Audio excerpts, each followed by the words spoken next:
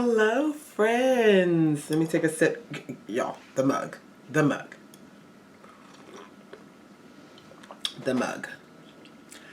How are you? So, I'm so excited to bring you this video and the following 6.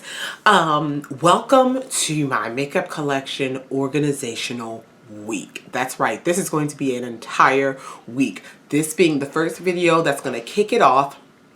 And then you're going to have videos coming out at the same time every day for the next 7 days. Are you excited? Because I'm excited. So I decided to play this game like this time because I really love organization storage, and I moved into a new space. I have a new makeup room. This is the second time I've moved since I've been on YouTube. I've moved away. I started my channel in my bedroom, and then I moved to an apartment, and now I'm in a house with my own makeup room. My apartment was a like office / makeup room, and now I have an entire beauty room. And so that growth, and so with growth comes, you know, being extra. So how this week is going to work is I have a few videos that I want to talk about organizing and things like that. And then the last 4 videos of the week are going to be my actual makeup collection. So you're going to get a couple different things. In this video, I'm just going to really talk about tips and tricks and things that, you know, you might, I don't know, it might be important to you in terms of organizing if you're building a makeup room, if you are a beauty room, and it can tie to other collections as well if you have a special room for it or something like that. So the videos that are coming out this week, I'll give you a heads up. Again, we have our tips and tricks. I have a video just talking about things that you might not realize are organized that you can use as organizers. I'm also going to give you an update on my makeup inventory. Just kind of screen record, show you how I inventory how my spreadsheet looks, and you know, the decisions that I make when I'm keeping everything cataloged.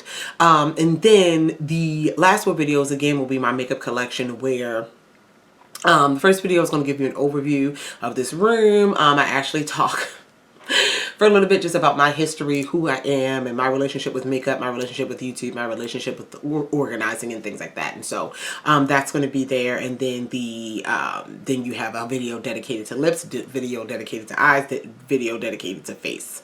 And that's kind of where we are. And so I hope you stick around and watch all of them. My makeup collections tend to be some of my most watched videos. I do know that there's an audience out there that enjoys it, and I hope you will as well. So exciting. So this video here is going to be basically just my basic organizing tips and tricks. Or maybe not basic if you're building a makeup room or even a vanity area or even a makeup corner, or even, again, just a little normal vanity. These tips can apply. So I don't have that many, but I kind of want to talk. This is going to be a chit chat. Yeah, let's go ahead and get into it. So I will, again, you will see this room. You're going to see this collection. But if you are building an area for your hobbies, for your, you know, your crafts, for your painting, for your, you know, your makeup, if your organization can be key when you have a lot of things, and sometimes we don't know where to start. I have friends who have recently bought homes and have reached out to me for organizational tips, and, you know, listening to them, it's like, yeah, I got this stuff. Yeah, I know what I'm doing, but like, where do I start? How do I know, you know, where things go when I'm from a blank canvas? Like, you know, a lot of times we are in a space, or let's say if you lived at home, things are where they just always have been. But when you're fully in control of putting things and sorting things, sometimes it can be overwhelming because you're like, oh, I have to decide where this goes. So it can be a little bit confusing or a little bit overwhelming. And so I compiled a list of tips. The first one will be expanded on in the next video, but anything can be an organizer. I'm gonna just leave it at that. Anything can be an organizer. Anything can be anything. I go in depth in the next video, but you know, your vanity doesn't have to be a vanity. It could be a desk. It could be a couple shelves, couple drawer units with a tabletop on top. It does not have to be the traditional what you think it has to be. There are a bunch of different sections in a store other than the organizational section that you can go to grab things, to sort things, to place things in. And again, I'll talk about it in the next video. So I just want to get that one out of the way. So when you are, we'll stick with makeup for this, for the sake of this video, but again, this can apply to a wider range of things. But decide how you're going to organize. That's step one. That's step one. Okay? Decide how you're going to organize. So with me, with my makeup, I organize in a couple different ways, and there are tiers of it. The first being efficiency. Or function. Is that the word? Yeah. I organize in a way where the things that I use the most are close in reach. I'm in a chair with wheels, but like I can reach and grab. Things that I use more often. That's kind of how I organize. But you can organize your makeup. Let's say, again, you don't have a whole room, but you're vetted by brand. Okay, if you have a lot of makeup, you know, and let's say you have a shelf for your palettes, you know, a little shelf. Put all the one brand together. Put, you know, or your lipstick, little organizer. You have all the brands together. Sometimes brands make more sense because the same brand has the same like size packaging. I kind of do a combination of a couple different things. Aesthetic. I know some people who sort their makeup, especially the makeup that's on display, by color. Anything in the little gold. I love a gold package, so that might be on display. You will have, you know, all of your, like if you're sorting your lipsticks, you know, instead of by brand, a lot of people store their lipsticks by color. You know, here are my reds, here are my nudes, here are my berry. Like people do that. Is that going to be your situation? Again, function, as I just said. Are you going to, you know, I use these brushes the most, so I'm going to put these up top. I'm not going to sort them by Islip's face. I'm going to sort them by, I don't know, like if you have like a brush set that's all the same like color and pretty color, you know, you put those all together. And so there are different ways you want to organize. And again, I kind of go in between. I do a little bit of everything, but it's the top tier is function. I sort my items by what they are, what they do, and the order I use them in, especially the things that are around me. So, you know, my lip liners are over here because I reach for a lip liner every time I'm doing lipstick. I don't want to have to get up for that. I enjoy getting up and shopping my stash, but like I don't need to have my eyelash curler all the way over there. I don't need to get up for that every single time. I don't like to, you know, get up for all my cotton and skincare things that I'm using every day. So function's number one. And then then I decide some things can be, like the majority of my collection can be over there in the drawers. I sort by type and then by brand. So it's very, very, you know, very broken down. So for example, I have a drawer for blush, the drawer for blush, and then in that drawer it's not sorted by color, it's sorted by brand. So these are my MAC blushes, my whatever blushes, because for me the packaging is the same, and so they can all fit in the same area versus, you know, different sizes of packaging. So that's how I sort. But some people, you know, in their blush drawer, you might just sort by color. These are my deep blushes, my neutral. It's up to you. And this, but when you have a system. And again, you can change that system. I have another tip, you know, talking about that. But when you have a system that you like, it makes things so much easier. It makes things easier to find. That's something that's a pet peeve of mine. But I think it's a pet peeve of a lot of people. Not being able to find something. Knowing you own it. Knowing you have, and things get lost. Don't get me wrong, like you just lost this lipstick, it was in your purse, but like in your collection, in a drawer, you open a drawer and it's so overwhelming. Like you can't find something. That's very uncomfortable, and it's not, it makes me feel very uncomfortable. It's not something I like. It's really not. And so, and while some people don't mind rummaging through a drawer, as long as it's in the drawer, it doesn't have to be further organized, that ain't me. But if you're watching this video, it's probably not you either. So decide on the categories that you're going to have. Decide on, and that will determine the organizers you need. Going back to that, because, you know, if I'm going to sort by brand, okay, I'm going to sort by brand, and I have all these MAC lipsticks. I know I need something that's going to fit MAC lipsticks. and things like that. So you can decide those things, decide how you're going to organize. What do you want on display? What don't you want on display? Do you want everything to be in a drawer, or do you want some tabletop organizers where things can be on display? So that's completely up to you. It's completely up to you. The next step, these aren't actually in order. I recommend knowing what you have, and that comes in with an inventory. Does everyone need an inventory? I don't think so. I don't think so. And that inventory can be a list. It could be a book. You write things down. There are apps, like collection apps, inventory apps that you can use. That you can like take pictures of what you have. If you have a large collection, again, this is a very, very niche thing. This is a collection of anything. Video games, if you have hundreds or thousands, movies, whatever, books is a big one. My mother's collection of books is ridiculously huge, and she's hired me to create an inventory for her. You should know what you have. Know what you have. I have a inventory, and I have a wish list of things I like, and know what you have, because if you go, it is very frustrating to go somewhere and buy something you already have. Like with books, my mom's like, did I read this one? I think I did. And it's one of those things that'll make things easier. So nail polish is a really good example. They have like those swatch cards, the swatch nails, and have swatches of all. I used to do that with my nail polish. Have swatches of all your nail polishes with the name, so you know what you have. I recommend some sort of digital inventory. That way it can go with you on your phone or your device when you're in a store, because that's what I do. Again, I'll have a full video on my makeup inventory this week, but know what you have. Figure out some kind of way to categorize, to keep track of what you have.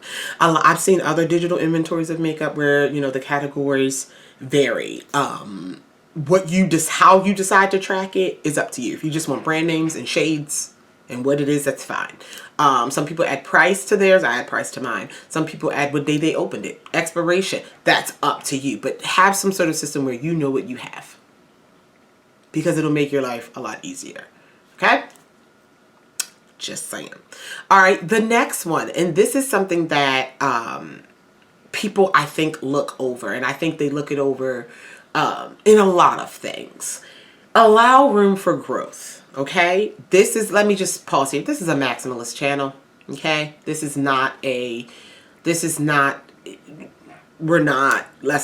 me just let you know we're collectors here. Okay, we are collectors here. I make no apologies for that. Okay, so I'll talk about declutter in a minute, but right now this is a maximalist channel. Okay, we collect. This is our thing. If your hobby is your thing and you want all the paints, buy all the paints. Okay, it's fine. It's fine. Allow room for growth. I see a lot of times, helping friends organize, you have the space and you've customized this space to make what you have right now, and that just fits. And then what happens when you get something else? You will always, and some people work that way where it's like, I have everything, this is my max, and it just fits. So if I buy something else, I have to get rid of something, which is a great mindset to have. That ain't me. It's a great mindset to have, and I get that. But most people aren't like that. It's, oh crap, I don't have any more room. I don't have any more shelves. I don't have any more. Allow room for growth. Another thing, and I talk about this in my intro to my makeup collection about, my anxiety and things that are weird, but I know that you guys understand, and things that kind of induce my anxiety, and part of it is having no control. Feel like I don't have any control. And so I do not like the feeling of bringing something home and having nowhere to put it. Bringing, as makeup specifically, doing a haul and having nowhere to put it. That is like, so allow room for growth. Allow room. So what I did was, and I was just blessed to be in a financial situation where I could buy 2 more Alex drawers that are literally sitting with like 90% of the drawers empty for growth. And have space to put another shelf if I need to. Do not, especially if you want to get into YouTube, if you want to get into makeup artistry, trends change, things, you want to try new things. And if you have no space, if your space becomes cluttered, then your mind becomes cluttered. And you don't want that. So allow room to grow. I always keep empty drawers. when you go through my makeup collection, when you see the videos, you'll see that all the drawers are not full. Even within that drawer, every drawer that has something in it is not a full drawer. I wanted that room. I wanted that room to be able to expand.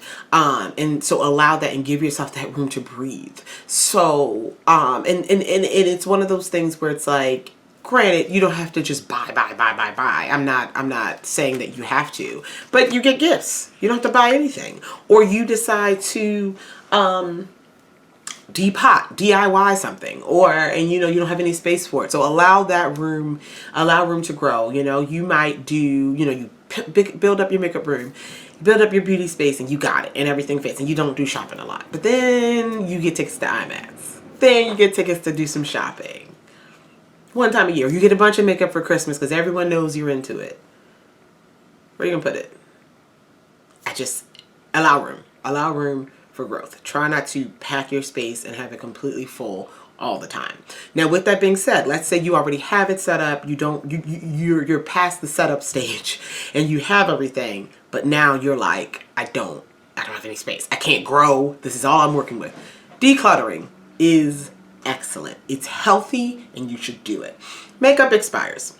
Makeup gets gross. Now, I will say this, take it from someone who has a lot of makeup, someone who has a background in science, someone who really understands cosmetic science, someone who has a science degree. I'm not just saying, oh, I read some Google articles.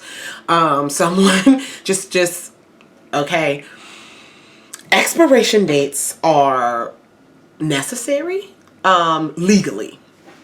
Okay, but nothing is going to compare. And this is with food as well. I was a food scientist. Trust me, a food scientist for a long time. That just you don't have to trust me. But expiration dates do not replace your eyes, your nose. They don't. Because things can expire or things can get gross faster than that date. Okay? And some things can last a billion years after that date. Powders, come on. They last forever. So your eyes and nose and feel and your gut, trust that over that. So, for example, with eye stuff, liquid eye stuff like mascaras, eyeliner, those should be decluttered a little bit more frequently. Even if it's not at the date, if it feels gross, if it smells off, chuck it. Okay? That's use your discretion. Now with that same breath, you got an eyeshadow palette and on the back it has a little 12-month. Do not throw that eyeshadow palette. It's working just fine. You're fine. Chill out. You're fine. Okay? Okay. Anyway, on the other hand, that had to be gross. Let's take out the decluttering of gross things. Yes, you want to get rid of old, gross, dried out, crusty things. Take that side out. But if you're just not using it, now granted, I have all this makeup in this room and you know I do not use everything all the time. But I have a special hobby here. I have a special whatever. But if it's something that, like, I don't keep things that I don't like. I don't do that. Everything in my collection I've used and I like. And if I get to the point where I go through declutters like a couple times a year, and I'm like, yeah, I don't need this anymore, I give it away or I throw it away. I don't keep things in here that I can see me never ever using again. There's no point. Even if I want to compare something later down the line, like I'm doing a review and I'll just put a picture up. I don't have room for that. It's not that I don't have room for that, because I have room for growth, but I don't need it. Decluttering, if you are, out with the old and with the new, it's okay. It's okay. And I had a hard time throwing things away. I did have a hard time when early on I built this collection. I'm like, oh, there are some things I do have for nostalgia purposes, but I still would use them. Like I have some eyeshadow palettes, and I talk about it in my collection. I have some eyeshadow palettes from e.l.f. and from LA Colors, and I just can't. I can't get rid of them. But I also know I would put them on my eyes. And so like, it's just like, you can keep a couple nostalgia things and that's fine. If it means something to you, but if it's just there and you have no emotional attachment to it, get rid of it. Get rid of it. Allow that room to declutter. So you can bring new things in. Okay. And then finally, nothing is permanent. Okay? This falls under the way you arrange the room, the way you have the desk set up, what drawers you put things in, what decoration if you're using contact paper. Okay? Nothing's permanent. Switch it up. I moved into this room. I have that I'm gonna put my moving vlog in the makeup collection and storage playlist. Also, I have a makeup collection and storage playlist where you can see my collection and storage and room tours over the years.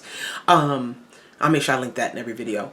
But nothing's permanent. I moved into this place earlier this year, and I had a setup, and I thought I was going to deal with it in terms of my tables. I was like, all right, this will work.